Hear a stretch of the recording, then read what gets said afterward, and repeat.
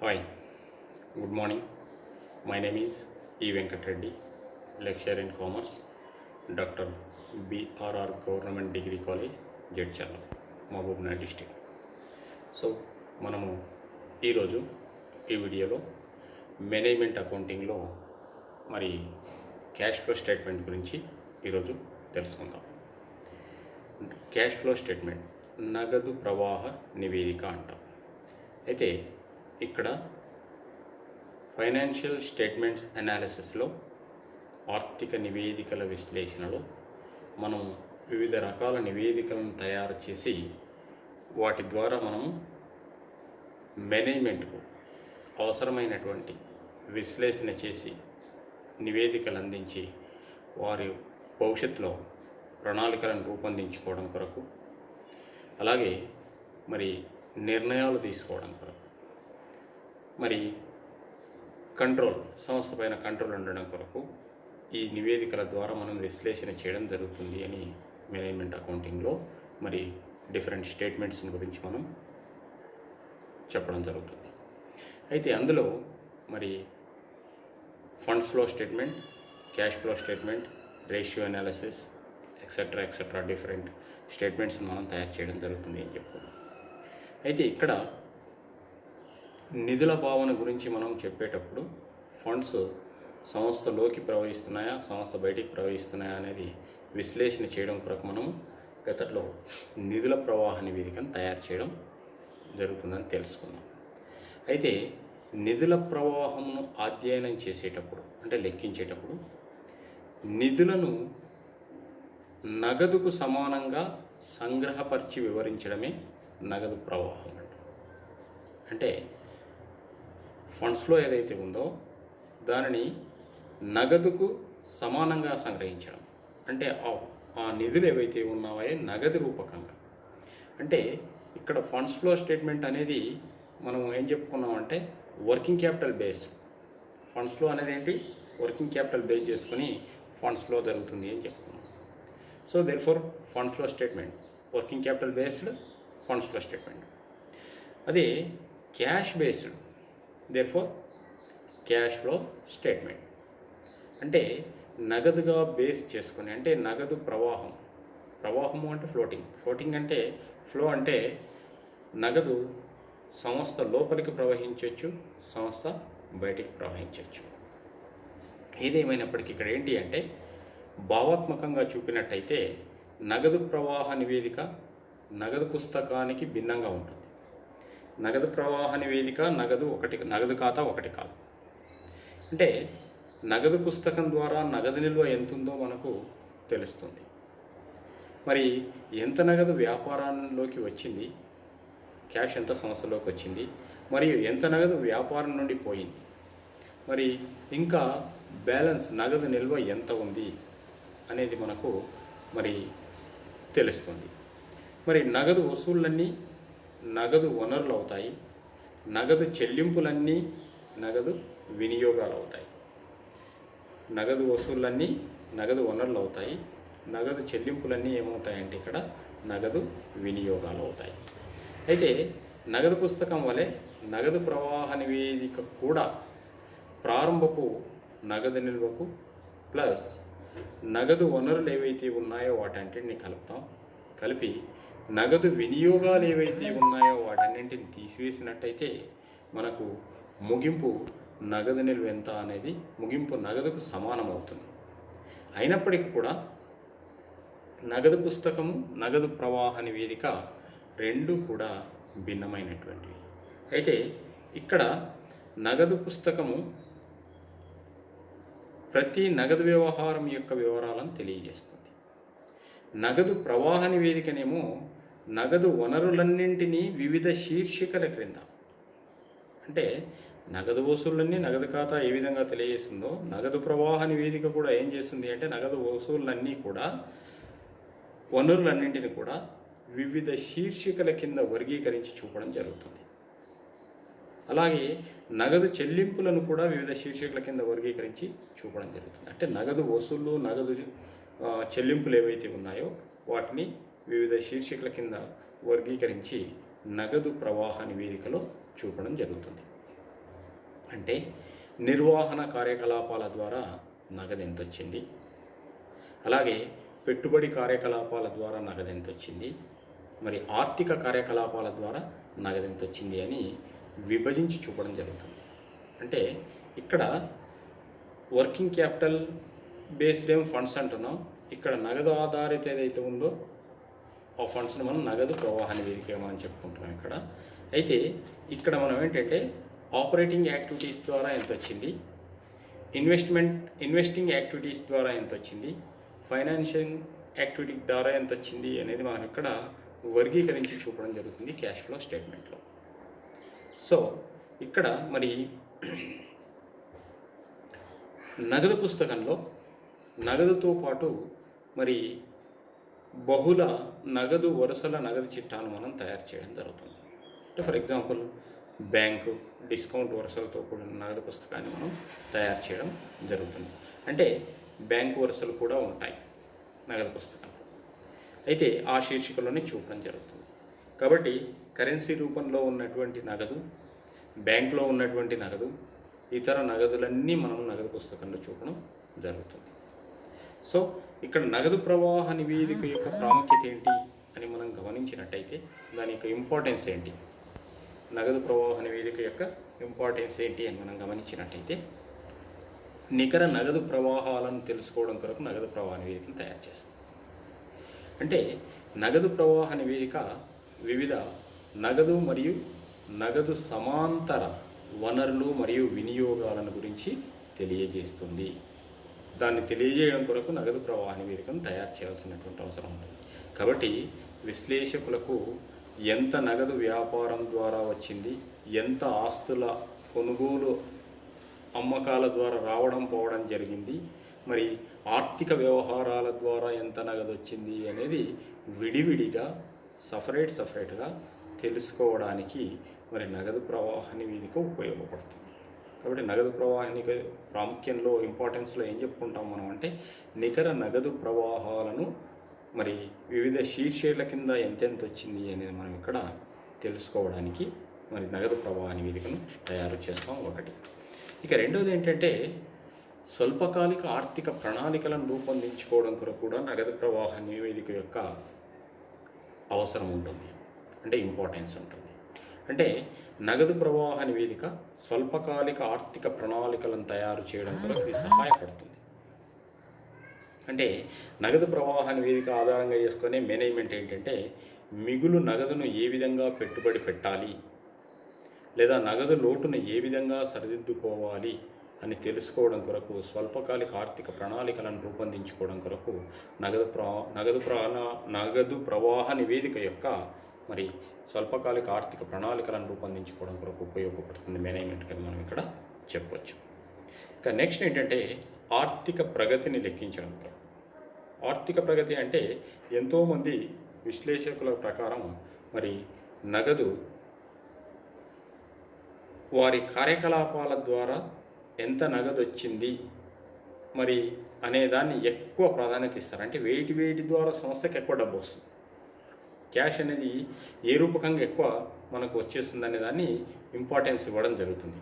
కాబట్టి ఒక కంపెనీ యొక్క ఆర్థిక ప్రగతికి ఇక్కడ ఏంటంటే ఎక్కువ మంది పెట్టుబడిదారులు లాభాలను సంపాదించే కంపెనీల్లో పెట్టుబడి పెట్టకుండా కార్యకలాపాల ద్వారా నగదులు ఎక్కువగా వచ్చేటువంటి దాంట్లోనే ఎక్కువ పెట్టుబడి పెట్టడానికి ఇంట్రెస్ట్ని చూపిస్తుంటారు ఇన్వెస్టర్స్. కాబట్టి ఆర్థిక ప్రగతిని లెక్కించడం కొరకు ఈ యొక్క క్యాష్ ఫ్లో స్టేట్మెంటు అవసరం ఏర్పడుతుంది. అలాగే ఫైనాన్షియల్ పొజిషన్, ఆర్థిక స్థితిని తెలుసుకోవడం కొరకు. ఆర్థిక స్థితి అంటే ఇక్కడ సంస్థ యొక్క ఆర్థిక మరియు పెట్టుబడి కార్యకలాపాల ద్వారా నగదు ప్రవాహంను తెలుసుకోవడం ద్వారా మరి సంస్థ యొక్క ఆర్థిక స్థితిగతులు ఏ విధంగా ఉన్నాయనేది పర్టికులర్గా బహిరంగంగా మరి తెలుసుకోవడానికి అవకాశం ఉంటుంది. రుణాలను సేకరించడం ద్వారా ఎంత వచ్చింది, మరి పెట్టుబడి కార్యకలాపాల ద్వారా అమ్మడం ద్వారా ఎంత వచ్చింది, మరి నిర్వహణ ద్వారా ఎంత వచ్చింది అనేది ఇక్కడ తెలుసుకోవడానికి, దాని యొక్క ఫైనాన్షియల్ పొజిషన్ బేరూజు వేసుకోవడానికి, స్థితిని తెలుసుకోవడానికి ఇక్కడ ఈ నగదు ప్రవాహ నివేదిక ఉపయోగపడుతుందని చెప్పవచ్చు. అలాగే ప్రణాళికీకరణకు అవకాశం. అంటే ప్రణాళికీకరణ అంటే ప్రస్తుత నగదు మరియు నగదు సమానతల ద్వారా మేనేజ్మెంట్ సంస్థ యొక్క భవిష్యత్తు నగదు ప్రణాళికలను మరి ఏ విధంగా తయారు చేసుకోవచ్చు అనే దానికి ఈ యొక్క నగదు ప్రవాహ నివేదిక వారికి సరి అయిన సమాచారాన్ని ఇస్తుంది. దీన్ని బేస్గా చేసుకునే వాళ్ళు ఏంటంటే ప్రణాళికలను తయారు చేసుకోవడానికి మేనేజ్మెంట్కు క్యాష్ ఫ్లో స్టేట్మెంట్ ఉపయోగపడుతుందని మనం ఇక్కడ చెప్పొచ్చు. తర్వాత నగదు నిర్వహణ సమర్థన అంటే ఏంటంటే ఇక్కడ నగదు ప్రవాహాలను పరిశీలించడం ద్వారా మిగులు నగదును ఉపయోగించి రుణాలను త్వరగా తీర్చివేయడం లేదా ఆస్తులను కొనుగోలు చేయడం కొరకు ఉపయోగించడం, ఏం చేయాలి, ఆ మిగులును ఫండ్స్ని ఏ విధంగా యూటిలైజ్ చేయాలి, ఆ నగదును ఏ విధంగా ఉపయోగించుకోవాలి అనేది ఇక్కడ నగదు నిర్వహణను సమర్థవంతంగా వినియోగించుకోవడం కొరకు క్యాష్ ఫ్లో స్టేట్మెంట్ ఉపయోగపడుతుందని మనం ఇక్కడ చెప్పొచ్చు.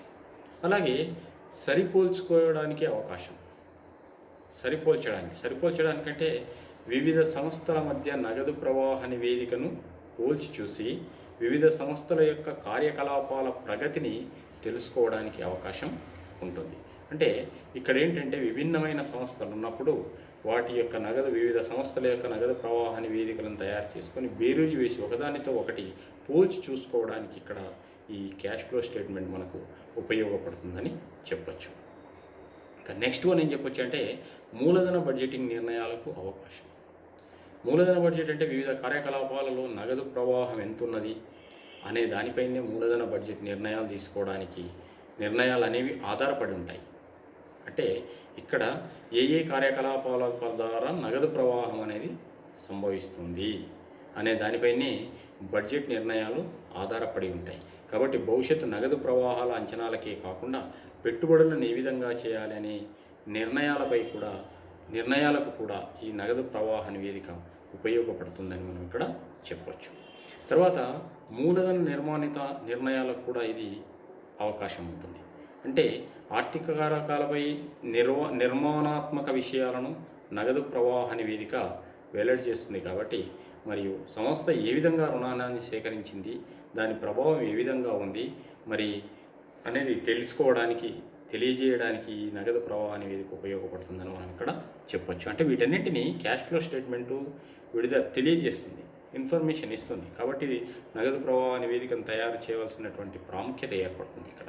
ఇంకొకటి ఏంటంటే నిర్ణయాలు తీసుకోవడం కొరకు మేనేజ్మెంట్ ఎవరైతే ఉన్నారో వాళ్ళు మరి నిర్ణయాలు తీసుకోవడం కొరకు కూడా ఈ క్యాష్ ఫ్లో స్టేట్మెంట్ సహాయకారిగా ఉంటుందని మనం చెప్పొచ్చు. అంటే డివిడెండ్ ఎంతవరకు ప్రకటించాలి, లాభాలు తగ్గుతున్నప్పుడు నగదు కొరత ఉంటే ఏ విధంగా తీర్చుకోవాలి, దీర్ఘకాలిక రుణాలను ముందుగా ఏ విధంగా తీసుకోవాలి లేదా చెల్లించాలి మొదలైనటువంటి నిర్ణయాలు తీసుకోవడం కొరకు, అంటే నగదుకు సంబంధించిన నిర్ణయాలు తీసుకోవడం కొరకు నగదు ప్రవాహ నివేదిక మరి మేనేజ్మెంట్కు ఉపయోగపడుతుందని చెప్పొచ్చు. అలాగే నగదు బడ్జెట్ను తయారు చేయడం కొరకు కూడా ఈ నగదు ప్రవాహ నివేదిక ఉపయోగపడుతుంది, మేనేజ్మెంట్కు ఉపకరిస్తుంది. అంటే వివిధ సమయాలలో మిగులు ఎంతుంది లేదా లోటు ఎంతుంది అనేది నగదు ప్రవాహ నివేదిక ఎప్పటికప్పుడు ఇన్ఫర్మేషన్ ఇస్తుంది. కాబట్టి ఆ ఇన్ఫర్మేషన్ బేస్గా తీసుకుని నగదు బడ్జెట్ను తయారు చేసుకోవడం జరుగుతుంది. తర్వాత ఆర్జనలు మరియు నగదు వ్యత్యాసాలు, ప్రవృత్తి అధ్యయనాలు, తర్వాత భవిష్యత్తు నగదు ప్రవాహాలను అంచనా వేసుకోవడం కొరకు, అలాగే ఇతరత్ర అంశాల కొరకు కూడా ఇక్కడ ఏంటంటే నగదు ప్రవాహ నివేదికను తయారు చేయవలసినటువంటి అవసరం, ప్రాముఖ్యం ఇక్కడ ఉందని మనం ఇక్కడ చెప్పుకోవచ్చు. ఇకపోతే నెక్స్ట్ వన్ ఏం చెప్పుకోవచ్చు అంటే మరి వాట్ ఈజ్ డిఫరెన్స్ బిట్వీన్ లేదా నిధుల ప్రవాహ నివేదిక వర్సెస్ నగదు ప్రవాహ నివేదిక. అంటే ఫండ్స్ ఫ్లో స్టేట్మెంట్ మరి క్యాష్ ఫ్లో స్టేట్మెంట్ మధ్య సంబంధం, రిలేషన్ ఏంటి, వ్యత్యాసాలు ఏంటి అనేది మనం ఇక్కడ తెలుసుకుందాం. అయితే ఇక్కడ ఫండ్స్ ఫ్లో స్టేట్మెంట్ నగదు ప్రవాహ నివేదిక ఇంచుమించు నిధుల ప్రవాహ నివేదిక మాదిరిగానే ఉంటుంది.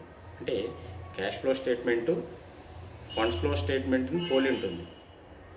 కానీ ఈ రెండు నివేదికలు నమూనా మరియు తయారు చేసే విధానం ఒకే రకంగా ఉన్నప్పటికీ కూడా, అంటే తయారు చేసే విధానము, ఆలోచన విధానం అంతా సేమ్ ఉంటుంది. రెండు ఒకే రకంగా తయారు చేసినప్పటికీ ఒకే డేటాతోటి ఫండ్స్ ఫ్లో స్టేట్మెంట్ చేయొచ్చు, క్యాష్ ఫ్లో స్టేట్మెంట్ చేయొచ్చు. అంటే ఒకే క్వశ్చన్ను మనం క్యాష్ ఫ్లో స్టేట్మెంట్ చేయొచ్చు, ఫండ్స్ ఫ్లో స్టేట్మెంట్ చేయొచ్చు. కాబట్టి ఈ రెండు ఒకే రకంగా ఉన్నప్పటికీ మరి రెండు నివేదికలు ఒకే దత్తాంశాన్ని ఉపయోగించి తయారు చేసినప్పటికీ కూడా రెండు మరి అంటే ఒక సంస్థ యొక్క ఆర్థిక స్థితిని అర్థం చేసుకోవడంలో ఈ రెండు నివేదికలు ఎంతగానో ప్రాముఖ్యతను వహిస్తున్నాయని మనం చెప్పుకుంటున్నాం. అయితే ఏది ఏమైనప్పటికీ కూడా ఈ రెండింటి మధ్య కొన్ని వ్యత్యాసాలు, తేడాలు ఉన్నాయి. అంటే నగదు ప్రవాహ నివేదికకు, నిధుల ప్రవాహ నివేదికకు మరి కొన్ని తేడాలు మనకు అగుపిస్తాయి. అవేంటి అని మనం గమనించినట్టయితే, అంటే ఇక్కడ funds flow statement and versus cash flow statement ఏంటి అని మనం గమనించినట్టయితే, నిధుల ప్రవాహ నివేదికలో నిధి నిర్వహణ మూలధన నిర్వచనంపై ఆధారపడి ఉంది. ఫండ్స్ ఫ్లో స్టేట్మెంట్ అనేది ఏంటి? వర్కింగ్ క్యాపిటల్ బేస్డ్, అంటే వర్కింగ్ క్యాపిటలే ఫండ్ అంటున్నాం. కాబట్టి ఇక్కడ నిధుల ప్రవాహ నివేదికలోని నిధి నిర్వహణ మూలధనం నిర్వచనంపై ఆధారపడి ఉంటుంది.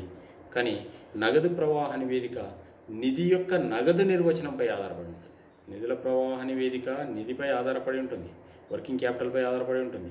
కానీ అదే వర్కింగ్ క్యాపిటల్ ఏదైతే ఉందో అది నగదు నిర్వచనంపై, నిధి అంటున్నాం చూడండి, ఆ ఫండ్ ఏదైతుందో ఆ ఫండ్ నిధి ఏదైతే ఉందో నగదు నిర్వచనంపై నగదు ప్రవాహ నివేదిక ఆధారపడి ఉంటుంది.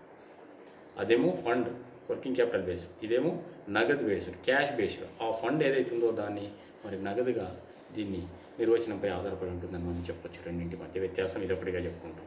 ఇక నెక్స్ట్ సెకండ్ వన్ ఏం చెప్పుకోవచ్చు మనం అంటే, ఇక్కడ నిధుల ప్రవాహ నివేదిక వృద్ధి అకౌంటింగ్ పద్ధతిపై ఆధారపడి ఉంటుంది. అంటే ఇక్కడ ఫండ్ అనేది ఎట్లా ఇంక్రీజ్ అవుతుంది అనేది దానిపైన ఫండ్స్ ఫ్లో స్టేట్మెంట్ ఆధారపడి ఉంటుంది. కానీ నగదు ప్రవాహ నివేదిక నగదు అకౌంటింగ్ పద్ధతి పైన ఆధారపడి ఉంటుంది. అంటే క్యాష్ ఎంత ఇంక్రీజ్ అవుతుంది, క్యాష్ ఎంత డిక్రీజ్ అవుతుంది, అదేమో ఫండ్ ఎంత ఇంక్రీజ్ అవుతుంది, ఎంత డిక్రీజ్ అవుతుంది అనే దానిపైనే ఫండ్స్ ఫ్లో స్టేట్మెంట్ ఆధారపడి ఉంటుంది. కానీ క్యాష్ ఫ్లో స్టేట్మెంట్ మాత్రం నగదు పైనే ఆధారపడి ఉంటుందని, నగదు అకౌంటింగ్ పైన ఆధారపడి ఉంటుందని మనం ఇక్కడ చెప్పుకోవచ్చు. ఇక థర్డ్ పాయింట్ ఏం చెప్పుకోవచ్చు అంటే, నిధుల ప్రవాహ నివేదిక మధ్యకాలిక మరియు దీర్ఘకాలిక ప్రణాళికలకు ఉపయోగకరంగా ఉంటుంది. అంటే నిధుల ప్రవాహ నివేదికను ఎందుకు తయారు చేస్తామంటే, మధ్యకాలిక దీర్ఘకాలిక ప్రణాళికలను తయారు చేసుకోవడం కొరకు ఫండ్స్ ఫ్లో స్టేట్మెంట్ మనకు ఉపయోగపడుతుంది. అదే నగదు ప్రవాహ నివేదికనేమో స్వల్పకాలిక విశ్లేషణ, షార్ట్ టర్మ్ ఎనాలిసిస్కి మన క్యాష్ ఫ్లో ఉపయోగపడుతుంది. అలాగే మరి వ్యాపార నగదు ప్రణాళికలకు తయారు చేసుకోవడం కొరకు నగదు ప్రవాహ నివేదిక ఉపయోగపడుతుందని మనం ఇక్కడ చెప్పొచ్చు. ఇక ఇంకొక డిఫరెన్స్ ఏం చెప్పుకోవచ్చు అంటే, నిధుల ప్రవాహ నివేదిక యొక్క పరిధి విస్తృతమైనటువంటి, ఫండ్స్ ఫ్లో స్టేట్మెంట్ యొక్క పరిధి మరి ఎక్కువగా ఉంటుంది, ఎక్కువ పరిధిని కలిగి ఉంటుంది. అదే మరి దాంట్లో మూలధన మార్పు, నిర్వహణ మూలధనంలో మార్పు ఏ విధంగా జరుగుతుంది అనేది ఫండ్స్ ఫ్లో స్టేట్మెంట్లో మనం తెలియజేస్తున్నాం. కానీ నగదు ప్రవాహ నివేదిక నిర్వహణ మూలధనంలో ఒక మార్పును, అంటే కరెంట్ అసెట్స్లో నగదు అనేది ఒక భాగం మాత్రమే. అక్కడ ఏంటి అంటే మొత్తం ప్రస్తుత ఆస్తులు, ప్రస్తుత అప్పుల యొక్క తేడాను నిర్వహణ మూలధనం అంటున్నాం. ఆ నిర్వహణ మూలధనం మార్పు ఏ విధంగా సంభవిస్తుంది అనేది మరి నిధుల ప్రవాహ నివేదిక తెలియజేస్తుంది. కాబట్టి నిధుల ప్రవాహ నివేదిక యొక్క పరిధి ఎక్కువ మొత్తంలో ఉంటుంది, విస్తృతమై ఉంటుంది. కానీ నగదు ప్రవాహ నివేదిక యొక్క పరిధి చాలా తక్కువగా ఉంటుందని మనం ఇక్కడ చెప్పుకోవచ్చు. ఇక నిధుల ప్రవాహ నివేదిక సంస్థ నిర్వహణ మూలధనం పెంచి మరి జనమును వర్తించదు. సంస్థ నిర్వహణ మూలధనం పెంచినప్పటికీ అది నగదు కొరతను అనుభవిస్తూ ఉంటుంది. కాబట్టి ఇక్కడ నగదు ప్రవాహ నివేదిక ఏంటంటే మరి అధిక వడ్డీ లేదా వడ్డీ చెల్లించే సామర్థ్యం, తర్వాత పేమెంట్స్ ఇన్ టైంలో ఏ విధంగా చెల్లించవచ్చు అనే దానిపైన ఇక్కడ నగదు ప్రవాహ నివేదిక ఆధారపడి ఉంటుంది. కాబట్టి నగదు ప్రవాహ నివేదిక ద్వారా మనం ఏంటంటే ద్రవ్యత్వ స్థితిగతులను మనం బేరీజు వేసుకోవడానికి, అంచనా వేసుకోవడానికి క్యాష్ ఫ్లో స్టేట్మెంట్ మనకు ఉపయోగపడుతుందని మనం ఇక్కడ చెప్పుకోవచ్చు. అయితే నిధుల ప్రవాహ నివేదికను మనం తయారు చేసినప్పుడు నిధుల్లో మార్పును మనం తెలుసుకోవడం జరుగుతుంది. అయితే నగదు ప్రవాహ నివేదికను తయారు చేసుకునేటప్పుడు అటువంటి మార్పులు ఏమీ మనకు తెలియవు. కేవలం క్యాష్ బేస్డే దీన్ని తయారు చేస్తాం. కాబట్టి మరి వాటి ద్వారా క్యాష్ ఫ్లో లోపలికి జరుగుతుంది, నగదు ప్రవాహం అనేది సంస్థ లోపలికి ప్రవహిస్తుంది ఏ కారకాల వల్ల, మరి వేటి ద్వారా నగదు అనేది సంస్థలో నుంచి బయటికి ప్రవహిస్తుంది. లోపలికి ప్రవహించడం ఏంటి, మూలాలు, సోర్సెస్ ఏంటి, బయటికి ప్రవహించడం ఏంటి, వీటి ద్వారా వినియోగితాలు ఏంటి అనేది మనం ఇక్కడ చూసుకోవడం జరుగుతుంది. అంటే ఇక్కడ మరి నగదు ప్రవాహ నివేదికను ఏ విధంగా తయారు చేస్తాం? Preparation of cash flow statement. అయితే ఇక్కడ మనం ఇంత క్రితం చెప్పుకున్నట్టు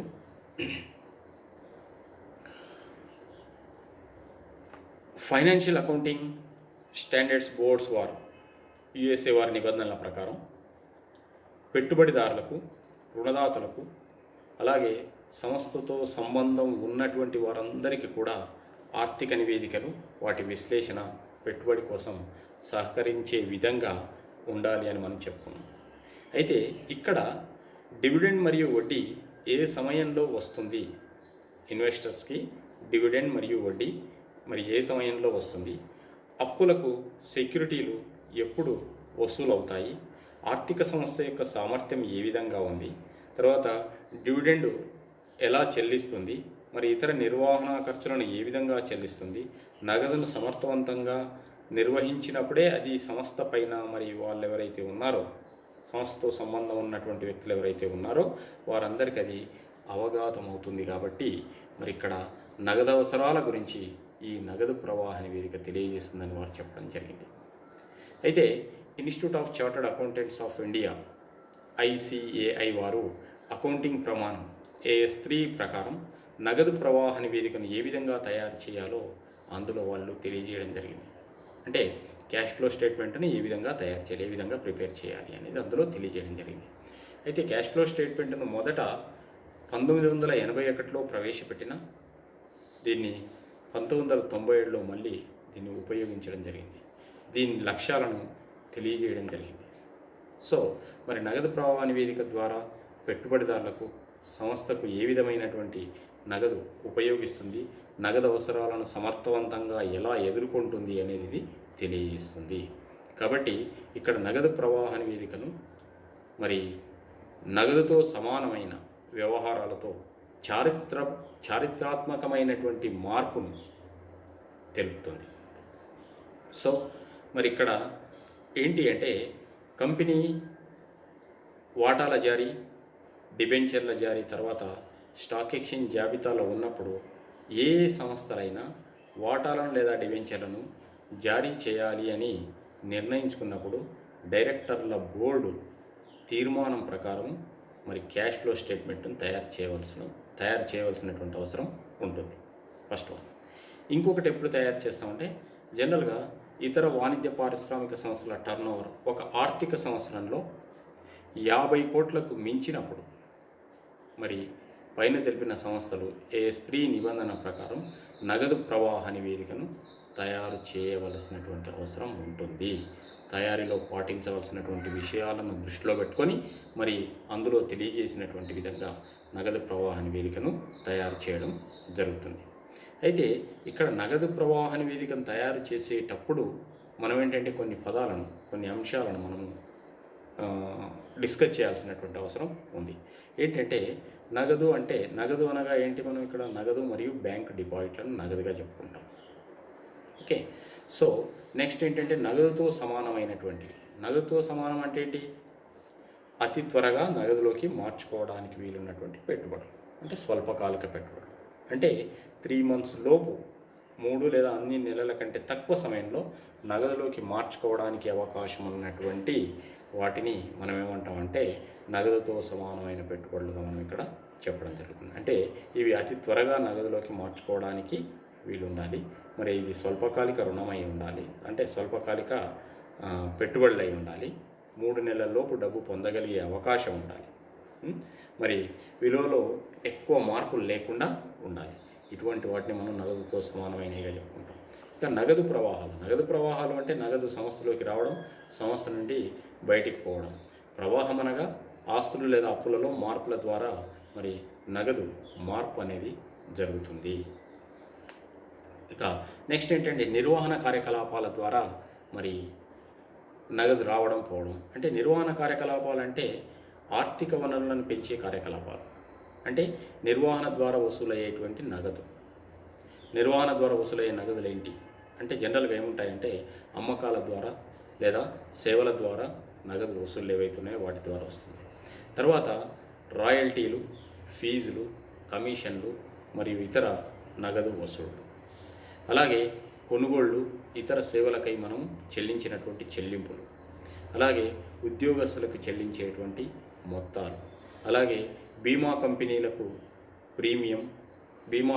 ప్రీమియం వసూలు, క్లెయిమ్ల చెల్లింపు, పాలసీదారులకు మొదలైనటువంటి ఇన్సూరెన్స్ సంస్థలకు సంబంధించినటువంటి ఇవన్నీ నిర్వహణ కార్యకలాపాల ద్వారా మరి నగదు ప్రవాహంగా మనం ఇక్కడ చెప్పుకోవడం జరుగుతుంది. ఇక పెట్టుబడి కార్యకలాపాల ద్వారా, నిర్వహణ కార్యకలాపాల ద్వారా అన్నప్పుడు మనం ఏంటంటే ఆపరేటింగ్ యాక్టివిటీస్ మనం ఒకసారి గమనించినట్టయితే చూడండి, అక్కడ చార్ట్లో మనం ఏంటంటే ఇక్కడ cash from sales and debentures, cash ఇన్ఫ్లోకి, తర్వాత cash from royalty for commission etcetera. ఇవన్నీ ఆపరేటింగ్ యాక్టివిటీస్లో క్యాష్ ఇన్ఫ్లోస్. ఇవి క్యాష్ అవుట్ఫ్లోస్ ఏంటంటే cash for purchase and creditors and cash for wages, salaries, taxes etcetera. ఇవన్నీ క్యాష్ అవుట్ఫ్లోస్. అవి రెండేమో cash inflows. ఇవి నిర్వహణ కార్యకలాపాల ద్వారా క్యాష్ ఫ్లోగా మనం ఇక్కడ చెప్పుకోవడం జరుగుతుంది. తర్వాత పెట్టుబడి కార్యకలాపాలు అంటే మనం ఇక్కడ దీర్ఘకాలిక ఆస్తుల కొనుగోలు మరియు అమ్మకాలకు సంబంధించి ఇక్కడ చెప్పుకుంటాం. దీర్ఘకాలిక ఆస్తుల కొనుగోళ్లు మరియు అమ్మకాలు మరియు దీర్ఘకాలిక పెట్టుబడి కార్యకలాపాలకు ఉదాహరణ ఎగ్జాంపుల్ మనం ఏం చెప్పుకోవచ్చు ఇందులో అంటే స్థిరాస్తుల కొనుగోలుకై చెల్లించినటువంటి నగదు, మరి దీనిలో పరిశోధన మరియు అభివృద్ధి కొరకై చేసినటువంటి ఖర్చులు కూడా ఉంటాయి. తర్వాత ఆస్తుల అమ్మకం ద్వారా వసూలైనటువంటి మొత్తాలు, వాటాల కొనుగోలుకై చెల్లించినటువంటి నగదులు, తర్వాత వాటాల వారెంట్ల అమ్మకం ద్వారా వసూలైనటువంటి వసూళ్లు, తర్వాత ఇతర పార్టీలకు ఇచ్చినటువంటి అప్పులు, రుణాలు మొదలైనటువంటివి మనం ఇక్కడ చెప్పుకుంటాం. అంటే భవిష్యత్తు కాంట్రాక్ట్లకై నగదు చెల్లింపులు, నగదు వసూళ్ళు ఏవైతే ఉన్నాయో వాటన్నింటిని ఇక్కడ మనం ఏం చెప్పుకుంటామంటే ఇన్వెస్టింగ్ యాక్టివిటీస్గా చెప్పుకుంటాం. ఇన్వెస్టింగ్ యాక్టివిటీస్ కూడా క్యాష్ ఇన్ఫ్లోస్కు ఏంటంటే మనం ఏం చెప్పుకుంటున్నాం మరొకసారి అంటే sales of fixed assets, shares etcetera. Cash ఇన్ఫ్లోస్కి ఇంకో రీజన్ ఏంటి అంటే ఇక్కడ receipts from dividends, interest etcetera. So cash outflows ఏంటి అంటే ఇక్కడ purchase of fixed assets and purchase of shares etcetera for investments. ఇవి ఇన్వెస్ట్మెంట్ యాక్టివిటీస్లో మరి క్యాష్ ఇన్ఫ్లో, క్యాష్ అవుట్ఫ్లోకి ఎగ్జాంపుల్స్గా మనం ఇక్కడ చెప్పుకోవడం జరుగుతుంది. తర్వాత నెక్స్ట్ ఫైనాన్సింగ్ యాక్టివిటీస్ ఏంటి అంటే ఇక్కడ ఆర్థికపరమైనటువంటి కార్యకలాపాలు మనం ఇక్కడ చెప్పుకోవడం జరుగుతుంది. ఆర్థికపరమైనటువంటి కార్యకలాపాలు అంటే ఇవి యజమానుల మూలధనాన్ని, అప్పులను ఇది నిర్దేశిస్తుంది. అంటే ఇక్కడ యజమానుల యొక్క క్యాపిటల్ మరియు వాళ్ళ యొక్క లయబిలిటీస్ను ఈ ఆర్థికపరమైనటువంటి కార్యకలాపాల ప్రవాహానికి కారణాలుగా మనం ఇక్కడ చెప్పుకోవడం జరుగుతుంది. జనరల్గా ఇదేంటంటే వాటాల అమ్మకం ద్వారా నగదు వసూళ్లు, డిబెంచర్లు, బాండ్లు, ఇతర వాటిని జారీ చేయడం ద్వారా వచ్చినటువంటి మొత్తాలుగా మనం ఇవి చెప్పుకోవడం జరుగుతుంది. అయితే ఇక్కడ జనరల్గా మరి ఫైనాన్సింగ్ యాక్టివిటీస్లో క్యాష్ ఇన్ఫ్లోస్ ఏం చెప్పుకుంటున్నాం మనం అంటే issues of shares and debentures. అలాగే ఇన్ఫ్లోస్కి, క్యాష్ ఇన్ఫ్లోకి ఇంకో కారణం ఏంటి అంటే ఇక్కడ రీజన్ ఏంటి అంటే లోన్స్ రైజ్డ్ అంటే కొత్త అప్పులు తీసుకోవడం కానీ, డిబెంచర్లను జారీ చేయడం కానీ, వాటాల మూలధనాన్ని జారీ చేయడం కానీ ఏవైతే ఉన్నాయంటే కొత్త వాటాలను జారీ చేయడం, డిబెంచర్లను జారీ చేయడం ద్వారా సంస్థలోకి నగదు అనేది లోపలికి ప్రవహిస్తుంది, ఇన్ఫ్లోగా మనం చెప్పుకుంటాం. అలాగే కొత్త లోన్స్ తీసుకున్నా కూడా సంస్థలోనికి నగదు వస్తుంది. ఇక సంస్థ నుంచి క్యాష్ అవుట్ఫ్లోస్ ఏంటి అంటే buy back of shares, debentures. అంటే ఇక్కడ బై బ్యాక్ అంటే రిటర్న్ చేయడం, అంటే వాటా సొమ్మును, డిబెంచర్ దారులకు, వాటాదారులకు చెల్లించేసి రద్దు చేయడం. అంటే ప్రిఫరెన్స్ షేర్ హోల్డర్స్కి ప్రిఫరెన్స్ షేర్స్ రద్దు చేసేటప్పుడు వాళ్ళకి డబ్బులు చెల్లించి షేర్స్ని రద్దు చేయడం. అలాగే డిబెంచర్స్ ఏవైతే విమోచనీయ డిబెంచర్లు ఏవైతే ఉన్నాయో వాటిని విమోచనం చేసినప్పుడు డిబెంచర్ ధర చెల్లించడం ద్వారా కూడా సంస్థలో నుంచి నగదు బయటికి ప్రవహిస్తుందని మనం చెప్పొచ్చు. అలాగే payments of dividends and interest, చెల్లించిన వడ్డీ, డివిడెండ్ల ద్వారా కూడా మనకేంటంటే ఇక్కడ మరి ఫండ్స్ అనేది బయటికి ప్రవహిస్తాయని మనం ఇక్కడ చెప్పుకోవచ్చు. అయితే ఇక నెక్స్ట్ ఏంటంటే మనం ఇక్కడ క్యాష్ ఫ్లో స్టేట్మెంట్ని ఈ విధంగా తయారు చేస్తాం. క్యాష్ ఫ్లో స్టేట్మెంట్ నమూనా ఏంటి అంటే ఇప్పుడు మనం ఇక్కడ తెలియజేసినటువంటి విధంగా first cash flow from operating activities, నిర్వహణ కార్యకలాపాల ద్వారా నగదు ప్రవాహం ఫస్ట్ తీసుకుంటాం. వాటి అంటే స్టేట్మెంట్ టైప్లో తయారు చేస్తాం. నిలువుగా ఇన్నర్ కాలం, అవుటర్ కాలం, పర్టికులర్స్, రూపీస్ చేసి ఇందులో ఫస్ట్ వన్ ఏం తీసుకుంటున్నాం అంటే నిర్వహణ కార్యకలాపాల ద్వారా నగదు ప్రవాహాలు అంటే cash flow from operating activities. ఇందులో net profit before tax and extraordinary items అంటే ఇక్కడ పన్ను మరియు అదనపు అంశాలకు ముందు లాభం ఏదైతే ఉందో, దాన్ని తీసుకుంటాం. దానికి కొన్ని అంశాలను యాడ్ చేస్తాం, కొన్ని అంశాలను ఏం చేస్తామంటే లెస్ చేస్తాం. ఫర్ ఎగ్జాంపుల్ నగదేతర మరియు నిర్వహణ అంశాలు ఏవైతే సర్దుబాట్లు ఉన్నాయో వాటిని కూడా తీసివేయడం జరుగుతూ ఉంటుంది. వాటిలో ఏంటంటే నగదేతర వ్యయాలు ఏవైతే ఉన్నాయో వాటిని యాడ్ చేయాలి దీనికి. నెక్స్ట్ నగదేతర ఆదాయాలు ఏవైతే ఉన్నాయో వాటిని తీసేయాలి. ఎందుకంటే నగదేతర వ్యయాలు లేకుంటాయి అంతరా కాబట్టి వాటిని ఏం చేస్తున్నాం, యాడ్ చేస్తున్నాం.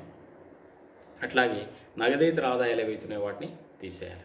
అలాగే నిర్వహణ వ్యయాలు ఏవైతే ఉన్నాయో, నగదేతర నిర్వహణ వ్యయాలు ఏదైతే ఉన్నాయో వాటిని ఏం చేస్తున్నాం అంటే కూడాలి. నగదేతర నిర్వహణ ఆదాయాలు ఏవైతే ఉన్నాయో వాటిని తీసేయాలి. తర్వాత నిర్వహణ మూలధనం మార్పుకు ముందు వచ్చినటువంటి దాంట్లో ఏంటి అంటే ఇందులో మనము ఈ సర్దుబాట్లన్నీ అంటే యాడ్ చేసే ఐటమ్స్ యాడ్ చేస్తాం, లెస్ చేసి నికర వాల్యూస్ మాత్రం మనం అవుటర్ కాలంలో చూపడం జరుగుతుంది. నిర్వహణ కార్యకలాపాల ద్వారా నగదు ప్రవాహాలు, cash flow from operating activities. ఇక నెక్స్ట్ ఏంటంటే cash flow from investing activities. పెట్టుబడి కార్యకలాపాల ద్వారా నగదు ప్రవాహం తీసుకుంటాం. దీని కింద ఏంటంటే స్థిరాస్తుల అమ్మకం కానీ, పెట్టుబడుల అమ్మకం కానీ, స్థిరాస్తుల కొనుగోలు కానీ, పెట్టుబడుల కొనుగోలు కానీ, అమ్మకం ద్వారా వచ్చిన మొత్తానికి కొనుగోలు ద్వారా చెల్లించిన మొత్తాలను తీసివేసి నికర విలువ ఏదైతుందో దాన్ని అవుటర్ కాలంలో చూపిస్తాం. అట్లాగే పెట్టుబడులపై వచ్చిన వడ్డీ, వచ్చిన డివిడెండ్ను వాటిలో నుంచి చెల్లించిన వడ్డీ, చెల్లించిన డివిడెండ్ తీసివేసి నికర విలువ నెట్ వాల్యూ ఇంకా ఏమన్నా ఉన్నట్టయితే దాన్ని అవుటర్ కాలంలో చూపిస్తాం. ఇది cash flow from investing activities. ఇక తర్వాత ఆర్థిక కార్యకలాపాల ద్వారా నగదు ప్రవాహం, థర్డ్ వన్. ఆర్థిక కార్యకలాపాలు అంటే cash flow from financing activities. ఇందులో ఏంటంటే వాటా జారీ ప్రీమియంతో, డిబెంచర్ల జారీ, బాండ్ల జారీ ఎక్సెట్రా ఏమైనా కొత్తగా జారీ చేసినటువంటివి ఉంటే మొత్తం తీసుకుంటాం. అలాగే ఏమైనా లోన్స్, రుణాలు తీసుకున్నట్టయితే స్వల్పకాలిక రుణాలు, అట్లాగే దీర్ఘకాలిక రుణాలు ఏమైనా తీసుకున్నట్టయితే వీటన్నింటిని తీసుకుంటాం. అన్నీ టోటల్ చేస్తాం, యాడ్ చేస్తాం. చేసి దాంట్లో నుంచి స్వల్పకాలిక రుణాల చెల్లింపు, దీర్ఘకాలిక రుణాల చెల్లింపు ఏమైనా ఉంటే వాటిని లెస్ చేసేయాలి. తర్వాత డిబెంచర్లను ఏమైనా విమోచనం చేస్తే లెస్ చేసేయాలి. ఆధిక్యపు వాటాలను విమోచనం చేస్తే వాటిని లెస్ చేసేయాలి. అప్పుపై చెల్లించిన వడ్డీ ఏమన్నా ఉన్నట్టయితే దాన్ని లెస్ చేయాలి. తర్వాత వాటా మూలధనంపై చెల్లించిన డివిడెండ్ ఏమైనా ఉంటే వీటిని లెస్ చేయాలి. లెస్ చేసి ఇవన్నీ తీసివేసిన తర్వాత పై అన్ని కూడి దాంట్లో నుంచి తీసివేసి నెట్ వాల్యూ ఏదైతుందో దాన్ని అవుటర్ కాలంలో చూపించడం జరుగుతుంది.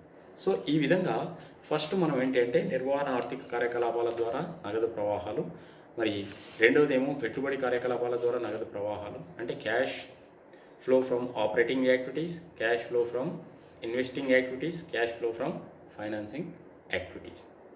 సో ఈ మూడు రకాల యాక్టివిటీస్ ద్వారా వచ్చినటువంటి మొత్తాలన్నింటినీ మనం ఏం చేస్తామంటే ఒక దగ్గర వేసి కూడేసి వాటిలో నుంచి మరి ప్రారంభంలో నగదు మరియు సమానతలు ఏవైతే ఉన్నాయో వాటిని, అలాగే కలిపి ముగింపులో నగదు మరియు సమానతలు ఏవైతే ఉన్నాయో వాటిని సర్దుబాటు చేయాలి.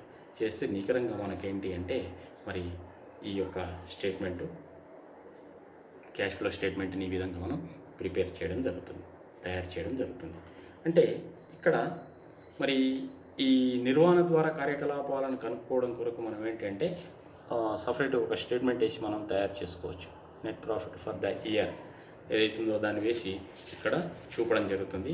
అయితే దీనికంటే ముందు మనం ఏం చేస్తామంటే రుణగ్రస్తుల నుండి ప్రత్యక్ష పద్ధతి, పరోక్ష పద్ధతి, రెండు పద్ధతుల్లో చేయొచ్చు. ఇక్కడ ప్రత్యక్ష పద్ధతిలో చేసినప్పుడు, పరోక్ష పద్ధతిలో చేసినప్పుడు ఇవన్నీ సర్దుబాట్లు చేసి అడ్జస్ట్మెంట్ చేసి ఆ విధంగా మనము మరి క్యాష్ ఫ్రమ్ ఆపరేటింగ్ యాక్టివిటీస్ అనేది ఈ విధంగా స్టేట్మెంట్ వేసి మనం తయారు చేస్తాం. ఇందులో మరి మనం చూపించినట్టయితే first net profit for the year తీసుకోవాలి. దానికి add non cash or non operating expenses ఏవైతే ఉన్నాయో వాటన్నింటిని యాడ్ చేయాలి. ఇందులో చూడండి మనకు డిప్రిషియేషన్ కానీ, గుడ్విల్ రద్దు, తరుగుదల కానీ, గుడ్విల్ రద్దు కానీ, మరి ముందుగా చెల్లించినటువంటి ఖర్చులు ఏవైతే ఉన్నాయో అవి, తర్వాత డిస్కౌంట్స్, షేర్ డిస్కౌంట్స్ అలాంటివి, రద్దు చేసిన డిస్కౌంట్లు ఏవైతే ఉన్నాయో అలాంటివన్నీ చూపిస్తాం. తర్వాత ఈ ప్రొవిజన్ ఫర్ ట్యాక్స్ ఇలాంటి ఏర్పాట్లు, అంటే నగదేతర అంశాలు ఏవైతే ఉన్నాయో నాన్ క్యాష్ ఐటమ్స్ ఏవైతే ఉన్నాయో వాటన్నింటినీ కూడాలి. అలాగే దాంట్లో నుంచి నాన్ క్యాష్ ఆపరేటింగ్ ఇన్కమ్స్ ఏవైతే ఉన్నాయో వాటిని ఏం చేయాలంటే తీసేయాలి. తీసేసిన తర్వాత net profit after adjustment for the non cash items, వీటిని మరి అన్ని సర్దుబాటు చేసిన తర్వాత ఇంక్రీజ్ డిక్రీజ్, అంటే increase in current liabilities add చేయాలి, డిక్రీజ్ ఇన్ కరెంట్ అసెట్స్ను యాడ్ చేయాలి. అలాగే ఇంక్రీజ్ ఇన్ కరెంట్ అసెట్స్ను లెస్ చేయాలి, డిక్రీజ్ ఇన్ కరెంట్ లయబిలిటీస్ని ఏం చేయాలి అంటే లెస్ చేయాలి. చేసేస్తే మనకు వచ్చినటువంటి సమ్ వాల్యూ వస్తుంది అడ్జస్ట్మెంట్ చేసిన తర్వాత. దాంట్లో నుంచి మనము లెస్ ఇన్కమ్ ట్యాక్స్ పేడ్ తీసేయాలి. ఇన్కమ్ ట్యాక్స్ పేడ్ తీసేస్తే మనకు క్యాష్ ఫ్రమ్ ఆపరేటింగ్ యాక్టివిటీస్ వస్తుంది. ఈ విధంగా తీసుకొని మనం ఏంటంటే క్యాష్ ఫ్లో స్టేట్మెంట్ను మనము తయారు చేయడం జరుగుతుంది. సో మరి దీన్ని తయారు చేసేటప్పుడు మనం ఏంటంటే రుణగ్రస్తుల నుండి నగదు వసూలు, రుణదాతలకు చెల్లించినటువంటి నగదును కనుక్కోవడం కొరకు కొన్ని సందర్భాల్లో డైరెక్ట్ మెథడ్లో ఏం చేస్తామంటే ఇక్కడ డెటార్స్ అకౌంట్, క్రెడిటార్స్ అకౌంట్ను కూడా మనం ప్రిపేర్ చేయాల్సినటువంటి అవసరం ఉంటుంది. అంటే ఇక్కడ రుణగ్రస్తుల నుండి నగదు వసూలును కనుక్కోవడం కొరకు రుణగ్రస్తుల ఖాతాను తయారు చేస్తాం, రుణదాతలకు చెల్లించిన నగదు కనుక్కోవడం కొరకు రుణదాతల ఖాతాను మనం తయారు చేస్తాం, చేసి వాటిని క్యాల్కులేట్ చేసుకోవడం జరుగుతుంది. తర్వాత ఖర్చులకు నగదు చెల్లింపు ఇవన్నీ చేసేసి మరి ఫైనల్గా ఏంటి అంటే మనం క్యాష్ ఫ్లో స్టేట్మెంట్ని తయారు చేయడం జరుగుతుంది. అంటే ఇక్కడ మనము ఫైనాన్షియల్ స్టేట్మెంట్స్లో విశ్లేషణకు అనుగుణంగా ప్రాఫిట్ అండ్ లాస్ అకౌంట్ను, బ్యాలెన్స్ షీట్స్ను మనం ఏంటి అంటే మరి తయారు చేసినంత మాత్రాన్ని మనం విశ్లేషణ చేయడానికి వీలు ఉండదు. కాబట్టి మనం ఏం చేస్తామంటే విశ్లేషణకు అనుగుణంగా మరి ఆ యొక్క ఇన్కమ్ స్టేట్మెంట్ కానీ ఆర్ బ్యాలెన్స్ షీట్ కానీ అక్కడ common size statement, comparative statement, trend అనాలిసిస్తో పాటు మనం ఏంటంటే ఇక్కడ ఫండ్స్ ఫ్లో స్టేట్మెంట్, నిధుల ప్రవాహ నివేదికను, క్యాష్ ఫ్లో స్టేట్మెంట్, నగదు ప్రవాహ నివేదికను, రేషియో అనాలిసిస్, మరి నిష్పత్తి విశ్లేషణ, ఈ విధంగా అంటే ఇవన్నీ టూల్స్, అంటే ఒక పరికరాలు మేనేజ్మెంట్ నిర్ణయాలు తీసుకోవడానికి అనుగుణంగా, ప్రణాళికలను రూపొందించుకోవడానికి అనుగుణంగా, తర్వాత వారి సంస్థలపైన కంట్రోల్ ఉండేటువంటి విధంగా డిసిజన్ మేకింగ్ తీసుకోవడానికి వీలుగా ఏంటంటే ఈ స్టేట్మెంట్స్ను తయారు చేసి వాటిని విశ్లేషణ చేసి అవసరమైనటువంటి మరి ఇన్ఫర్మేషన్ మేనేజ్మెంట్కు అందించడమే వీటి యొక్క ముఖ్య ఉద్దేశంగా మనం ఇక్కడ చెప్పడం జరుగుతుంది. సో అందులో భాగంగానే ఈ క్యాష్ ఫ్లో స్టేట్మెంట్ ఒకటిగా మనం ఇక్కడ చెప్పుకోవడం జరుగుతుంది. Okay, thank you very much.